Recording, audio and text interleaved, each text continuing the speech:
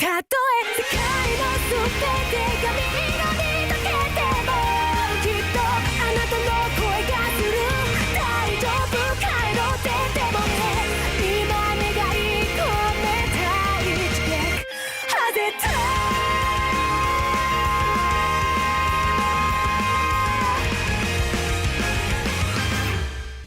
In this video, I'm going to teach you how I perform the barbell row.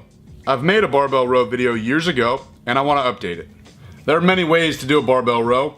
Horizontal back angle while setting the weight down after each rep, commonly recognized as the weightlifter's Pendlay row. You could keep your back angle at 45 degrees and never set the weight down, commonly recognized as the bodybuilder row. You could do strict rows, not strict rows, or Brian Alger's favorite, axle rows. You can do whichever variation you'd like. I'm going to show you how I like to do them, which is also how I teach them. For someone who's new to lifting weights, I teach a variation that would be more on the strict end of the spectrum because it doesn't have a lot of moving parts and it's kind of hard to mess up.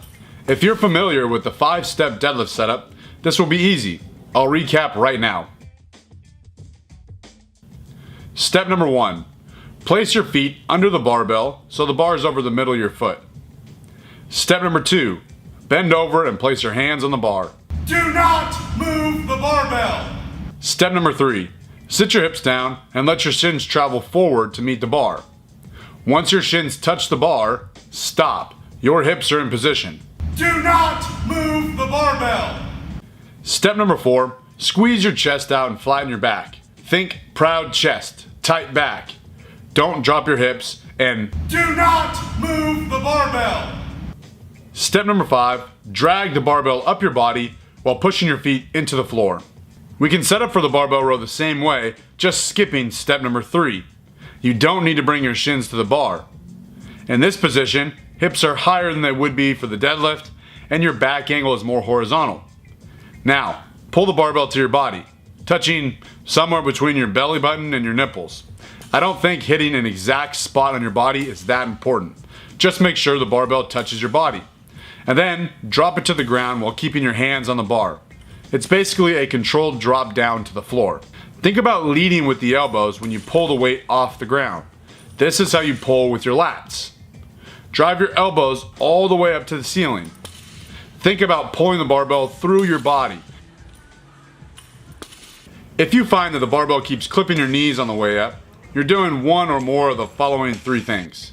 Number 1, you're either not in the correct position that I just covered,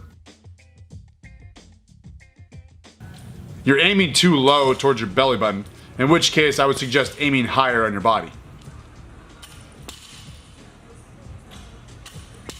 You might be starting with the barbell a little too close to your shins, in which case just roll it away from your body slightly. In my opinion, starting with the barbell directly over the middle of your foot is not that important for the barbell row because the weight is so submaximal. Now from my observation, the heavier barbell rows get, the more they start resembling the deadlift starting position, which makes sense. The bar starts close to your body, your hips drop a little bit, and your knees bend. You are now in a better starting position to row more weight because you can use your legs and back to break the bar off the floor. Once you are in position, push your feet into the floor while simultaneously pulling on the barbell by driving your elbows back. Using your back when you do the barbell row is okay. But how much is too much? I don't really know. It's not a competition lift, so I can't really define what the rules are. Just try not to get too vertical. I have an idea of when I'm being too strict and when I'm just being belligerent. Use good judgment here.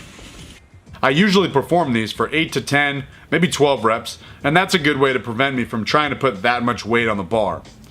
If you find yourself putting 70% of your deadlift max on the bar and attempting to row it, things might get a little hairy. A quick word on grip. Double overhand works fine for barbell rows. I think it's a great grip trainer, high reps with submaximal weight, but hook grip works too.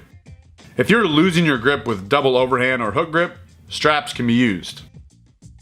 A question that I commonly get asked about barbell rows, should I use my deadlift grip width or my bench press grip width? Doesn't really matter. When Austin programs barbell rows for me, it's usually as a secondary deadlift exercise, so I'll use my deadlift grip and I'll use the same stance width as my deadlift also. If it was a bench variation, maybe I'd widen my grip just like my bench. Again, I don't think it really matters.